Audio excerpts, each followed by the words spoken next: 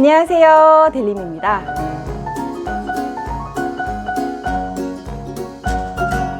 네, 제 채널 댓글에 어떤 분이 이제 대학생 신용카드에 대해서 정리해서 좀 알려주세요 라는 분이 계셨어요. 그래서 오늘은 대학생의 첫 신용카드로 어떤 카드가 좋을지, 또 신용카드 발급 조건은 무엇인지, 어떻게 관리를 해야 되는지 이런 부분에 대해서 한번 이야기를 해볼까 합니다. 신용카드의 장점이라고 하면 용돈이 부족하거나 아르바이트를 해서 생활비를 버는 이런 대학생분들 같은 경우에는 돈이 없어도 내가 지금 물건을 살 수 있고 또 큰 금액의 물건을 나누어서 결제를 할 수가 있죠. 근데 신용카드 같은 경우에는 만 20세가 지난 성인이라면 카드사에서 정한 발급 요건에 충족을 하면 카드 발급을 받으실 수 있어요. 네, 기본적으로 은행과 연계된 카드사 같은 경우에는 통장의 평균 잔액을 보고 카드 발급의 기준으로 삼기도 해요. 이건 이제 카드사마다 조금씩 차이가 있을 수 있는데요. 보통 3개월에서 6개월 정도 평균 잔액이 50만 원이다, 아니면 100만 원이다, 아니면 200만 원이다, 이런 기준은 다 다를 수는 있어요. 하지만 이런 부분이 되면 카드 발급 요건이 되고요. 그리고 최근 3개월간 소득이 있다, 이러면 소득 확인 서류나 아니면 전화상으로 재직하고 있다라는 게 확인이 되면 또 카드 발급의 요건이 됩니다. 그리고 재산세나 보험료 납입 금액이 월 15만 원 이상이거나 아니면 본인의 소득이나 재산이 있다는 거를 증명할 수 있으면 카드 발급 자격이 있다고 볼 수 있습니다. 가장 중요한 거는 신용 등급이에요. 신용 등급이 1등급에서 10등급까지 있다고 했잖아요. 근데 이제 카드 발급 조건은 1등급에서 6등급 사이고요. 아무래도 가장 현실적인 방법은 3개월 동안의 소득 서류가 가장 무난한 방법이라고 생각을 하시면 돼요. 통장 같은 경우에도 평잔을 하면 그만큼 그 금액을 통장에 입금해 둬야 되는데 재직하고 있거나 아르바이트를 하고 있거나 이런 분들 같은 경우 소득 증명을 할 수가 있잖아요. 안 되는 경우 는 신용카드 발급이 아예 안 될까? 신용카드를 쓰다 보면 또 소비 조절이 안 될까봐 내가 이걸 한도를 다 써버리면 나 갚지도 못하는데 어떡하지? 이런 걱정을 하시는 분들도 있을 거예요. 본인의 소비를 좀 주체가 안 되시는 분들 같은 경우에는 하이브리드 카드를 추천을 드려요. 이 하이브리드 카드 같은 경우, 하이브리드가 이게 두 가지가 결합된 그런 것들을 의미하잖아요. 하이브리드 같은 경우에는 이제 체크카드 기반 신용카드, 그리고 신용카드 기반 체크카드, 이렇게 두 가지로 나뉘는데요.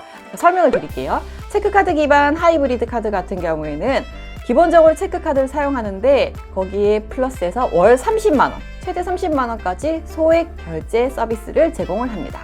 그러니까 우리가 핸드폰도 소액 결제 하잖아요. 약간 그런 개념이라고 보시면 되는데, 평소에 체크카드처럼 이렇게 사용을 하다가 계좌 잔고가 부족하면 신용 결제가 되는 그런 서비스라고 생각을 하시면 돼요. 그런데 이 카드 같은 경우에는 아무래도 체크카드가 기반이다 보니까 할부는 안 되고 신용 결제만 일시불만 결제가 됩니다. 모든 카드사가 하이브리드라는 명칭을 쓰진 않고요. 정확한 명칭은 체크카드 소액 결제 서비스인데 카드사마다 이름은 다르니까요. 본인이 거래한 은행이나 카드사에 한번 확인을 해보시면 이런 서비스는 제공을 하고 있습니다. 만 20세 이상의 성인이면 신청을 할 수가 있는데 신용 한도는 최대 30만 원까지입니다. 이 한도는 본인의 신용 등급에 따라 한도가 나오고요. 등급이 좋지 않으면 거절이 될 수도 있습니다. 일반적으로는 은행 거래에 실적이 있으면 신용카드보다는 절차가 수월해요. 신용 조회 신청서 한 장을 더 적으면 되거든요. 그래서 체크카드 발급하면서 이 하이브리드 서비스를 넣어주세요 신청을 하면 신용 등급을 조회해서 신용 등급에 따라 한도가 나오는데 이게 10만 원이 나올 수도 있고 20만 원이 나올 수도 있고 최대 30만 원까지 다 나올 수도 있어요. 등급이 좋으면.